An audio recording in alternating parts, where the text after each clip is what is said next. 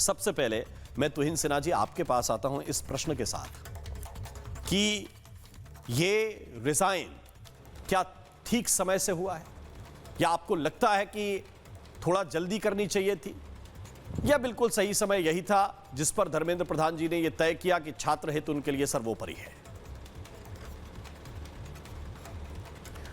नमस्ते राम जी, सबको नमस्ते। देखिए 2:18 पर आज माननीय धर्मेंद्र प्रधान जी का ट्वीट आया है जिसमें उन्होंने रेजिग्नेशन की बात कही है।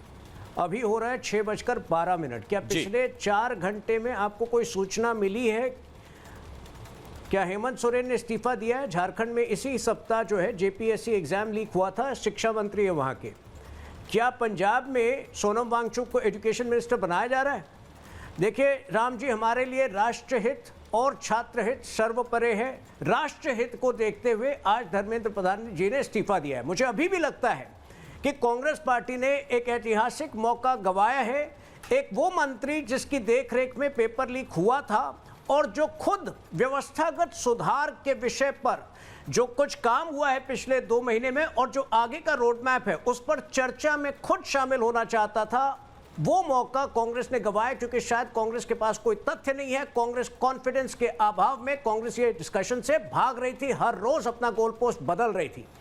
और आज जब रेजिग्नेशन के बाद कांग्रेस पार्टी और आम आदमी पार्टी ये क्लेम कर रही है कि उनकी वजह से रेजिग्नेशन हुआ है, देखिए आम आदमी पार्टी और विशेषकर कांग्रेस पार्टी का तो कंट्रीब्यूशन उतना ही है इस रेजिग्नेशन में जितना पाकिस्तान का विश्व शांति में है। तो इनको जो है बाहर रहना चाहिए। इनफैक्ट कल जब सोनम वांगचुक जी ने वो ट्वीट बड़ा इंट्रीगिंग ट्वीट मारा था कि कुछ एंटी सोशल एलिमेंट्स इस मूवमेंट में घुस गए हैं और उसके बाद कांग्रेस द्वारा उन पर प्रहार हुआ था, मुझे लगता है सीधा सीधा वो इशारा राहुल गांधी पर ही कर रहे थे। राहुल गांधी इस पूरे मूवमेंट को शाहीन बाग में तब्दील करना चाहते थे और ये कुप्रयास उनका विफल रहा है। इस वक्त सीधा सीधा संवाद छात्रों और सरकार के बीच में है और बीच में कोई नहीं है। और अगले सप्ताह अगर ये पार्टियां डिस्कशन के लिए नहीं आती है तो दूध का दूध पानी का पानी हो जाएगा। हम व्यवस्थागत सुधार के लिए संकल्पित हैं, प्रतिबद्ध हैं और अब यह होकर रहेगा। जो लोग आइडियाज के अभाव में एक व्यक्ति विशेष पर निशाना कर रहे थे, अब जो है उनका गेम समाप्त हो चुका है। गेम ओवर हो गया क्या पवन पटेल जी? क्योंकि पहले तो आप लोगों ने यह जरूरी नहीं समझा, खासतौर से राहुल गांधी ने, कि यह आंदोलन भी कोई आंदोलन है और उनकी तरफ से कई बार बुलाया गया।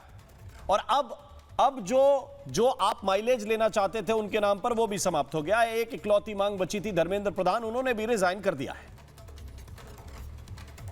देखिए ना, यहाँ पे माइलेज लेने की बात है और आदरणीय भारतीय जनता पार्टी के प्रवक्ता जो बोल रहे हैं मौका, पाकिस्तान से तुलना, ये कोई मौका नहीं था। ये छात्रों के भविष्य के साथ खिलवाड़ करने वाली सरकार भारतीय जनता पार्टी की सरकार थी।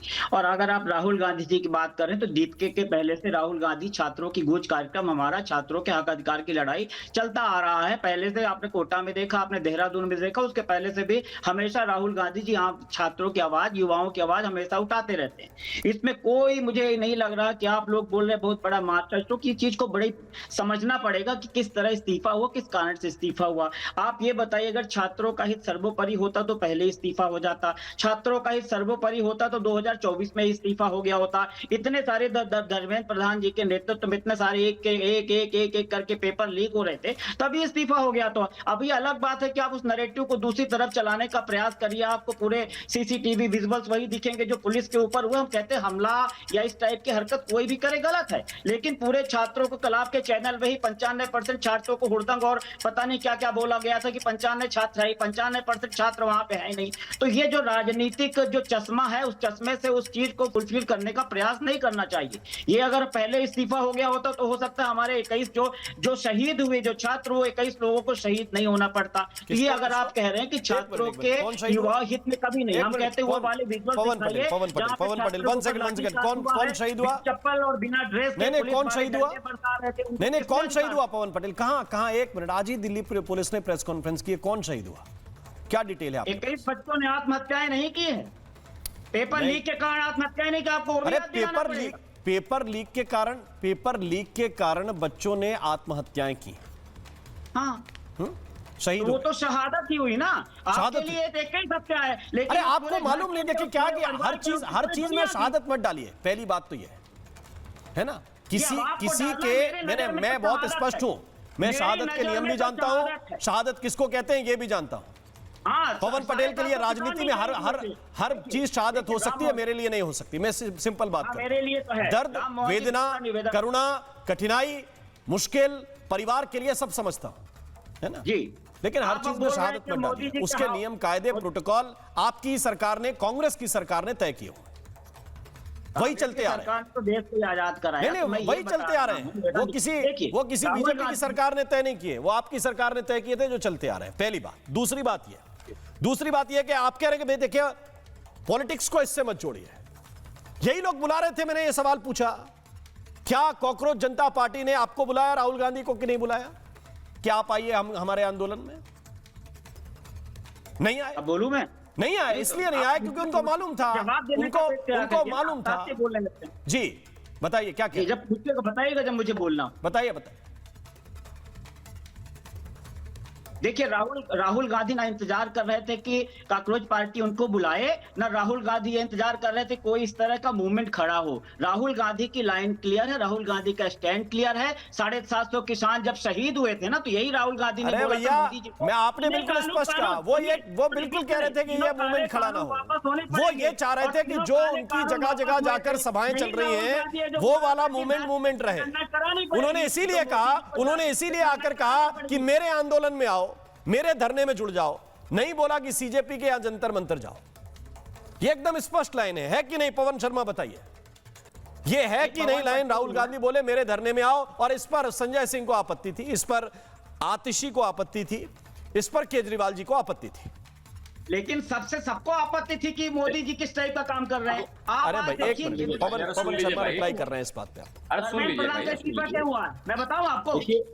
अरे भाई सुन तो लीजिए, इतना क्यों परेशान हो रहे हो?